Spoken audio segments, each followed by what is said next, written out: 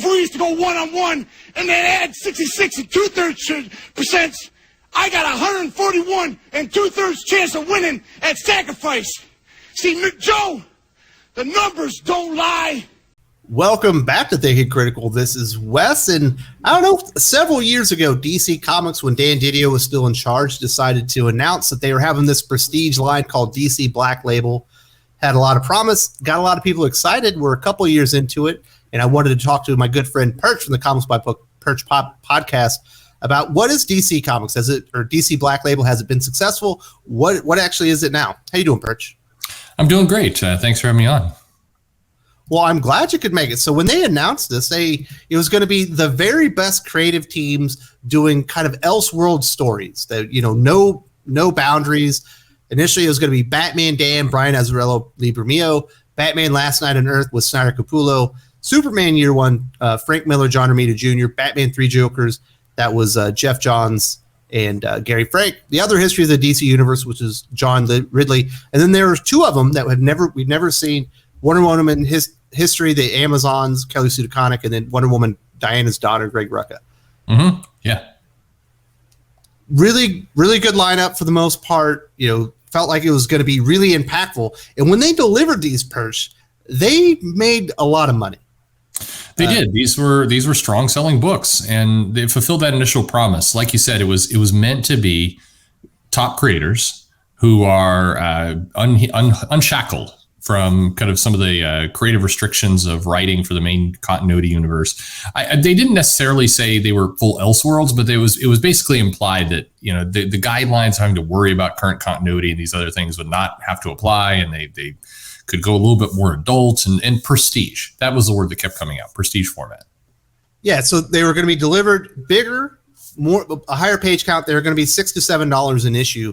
And with the very first issue, they ran into a little bit of a problem. Obviously, they had just been acquired during the AT&T acquisition. And we got the Batwing and Batman Damn #1. Apparently, that was not approved through AT&T. I believe her name is Pam Lifford, is like the liaison between the two. And I guess Dan Didio and Jim Lee, they got talked to? Yeah, but somebody was not amused somewhere that was the press that they were getting. And I think that did kind of set in a chain of events where they immediately started deprioritizing the creators able to do whatever they want, kind of more, edgy stuff you couldn't find. They started tapping down on that message kind of right away. But they were still going for a while with the kind of prestige creators. And there was a lot of posts, if you remember, kind of in the first few months of this thing, of artists talking about how awesome it was. They were able to draw on a bigger page and do more and kind of get more in there. And it was an exciting, it's still being pushed as an exciting thing. But the bat penis seemed to be a problem. It wasn't a problem for readers. The first issue of Batman Damned, orders were at 95,000. By the third issue, the final, 115. Batman Last Night on Earth started out with 113. Superman Year One, not a Batman book, 80,000. That is an enormous number for a $6, $7 comic book. Batman Three Jokers, 300,000. Damn. Yeah. That is big numbers. And even the other histories of the DC Universe, it was number 18 in sales. Once we get into these books, the sales numbers are messed up. But number 18 in November 2019, so that would have been the year prior, would have been 36,000 orders, which was pretty high for a John Ridley comic book about stuff you're not sure what it's going to be. Well, and no top characters in that book. I mean, it was intended to show kind of some of these supporting characters, some of these characters that hadn't gotten spotlight in DC. So to get those numbers off of those characters is a big deal, and that was impressive. You mentioned the Superman book by Frank Miller. I mean, that was doubling the sales of what Superman was doing at the time under Bendis. I mean, the sales were great for these titles, and people liked them, and it did kind of, at least from the fan perspective, the customer perspective, it felt like these were the prestige books by the prestige creators, and anything could happen. And then it starts splintering off at that point, because we have, I believe it was Vertigo kind of gets shut down about that time. They had a very not successful 25th anniversary relaunch. Right. And they start stuffing DC Black Label. We get a few titles that kind of feel like they probably would have been Black Label. Harleen by Stepan Sajic, Joker, Killer Smile, Jeff Lemire, Andrea Sorrentino. The Question, Deaths of Vic Sage, that's also Jeff Lemire, and I believe Dennis Cowan.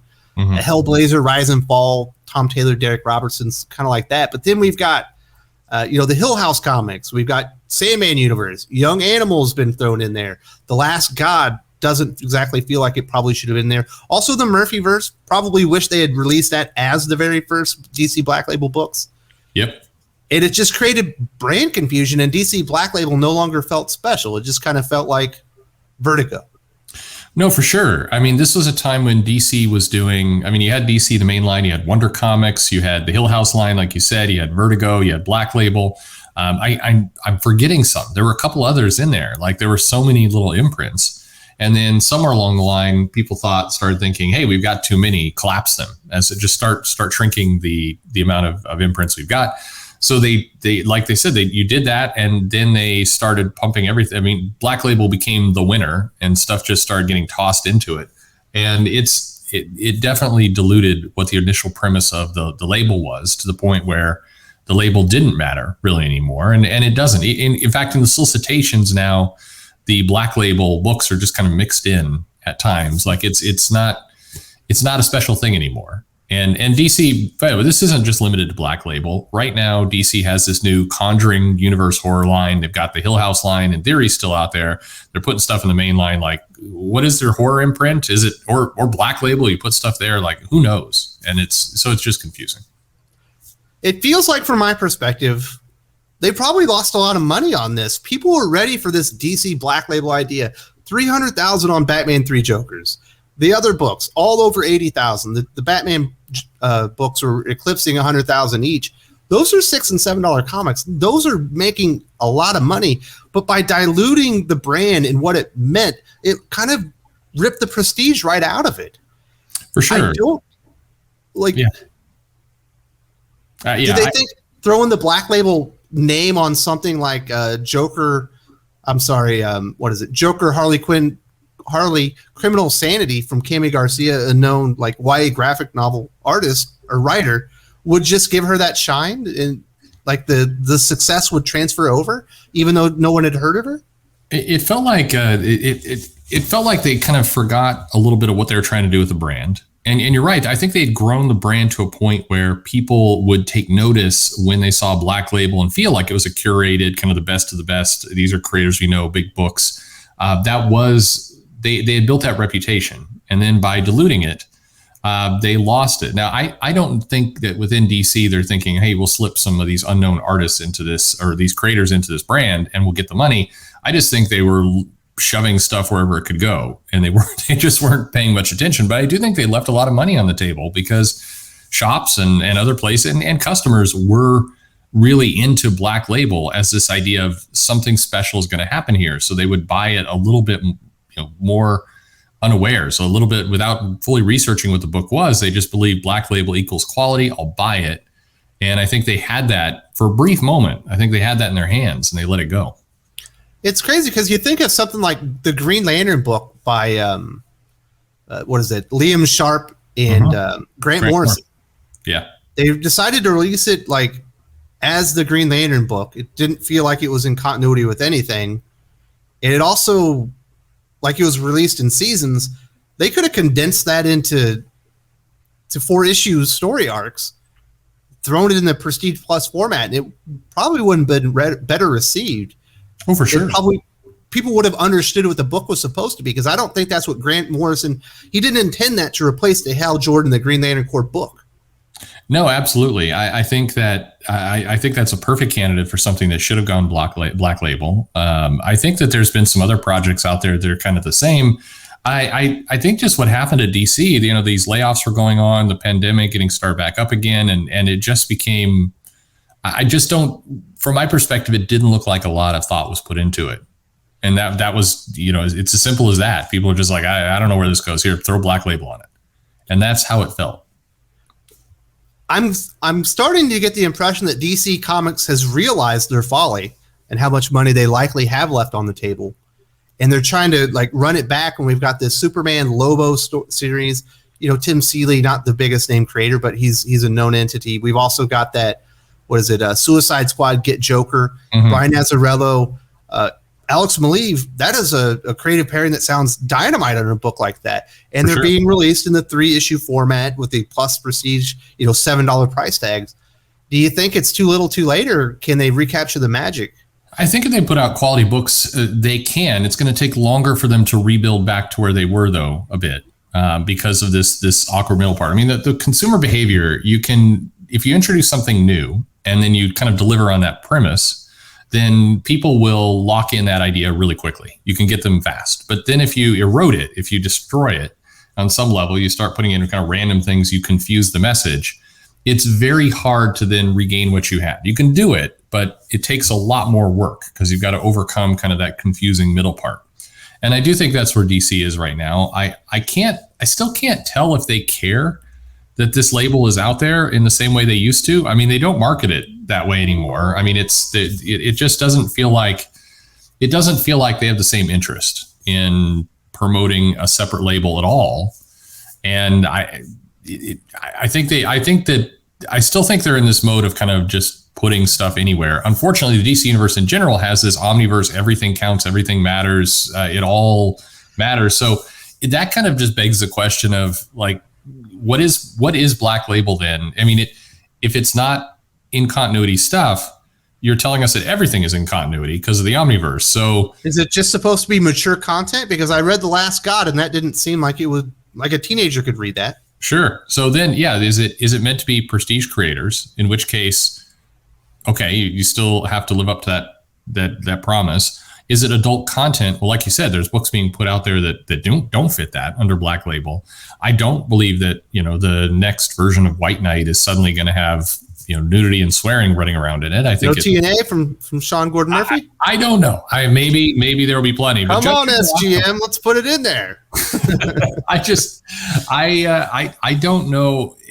This is something, if I was DC and I was in their marketing, I would be trying to get back as fast as I could, because it definitely does help their sales. I think it helps in the secondary market to bookstores and other things to say, here's a curated line of really strong material. I would be trying to get it back. It's going to be hard to do it. And I think they do need to remind people what they're doing. I mean, this is where they need to put out a presentation going, we're DC. Here's our kids line. Here's our Black Label line. Here's what each of them means. This is who we are. And they just need to kind of clear the air a little bit and explain.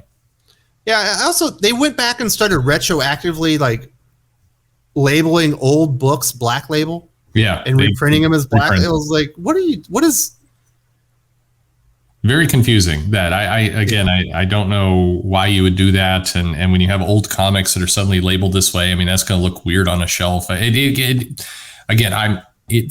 feels completely like you've got some people in editorial who are kind of just making these decisions on the fly because they are understaffed and they have collapsed a bunch of their imprints and they're just not sure what's going on. I mean, if you're a Sandman collector, for that matter, and you've got a bunch of trades on your shelf that say Vertigo, and all of a sudden they say Black Label, I mean, that's just weird. It's not a deal killer. It's just strange. Mm-hmm. When the Netflix show comes out with Sandman, what are they going to do? Are they going to put the new trades out labeled Black Label? I suspect they will, and that's weird. Anyway, it's all very strange to me. Also, I believe it was the executive editor that was in charge of all Black Label, Mark Doyle. He was one of the the bigger. He was the biggest editor that we know of that got laid off, and I think in that first round, probably a big loss. So that couldn't have helped either.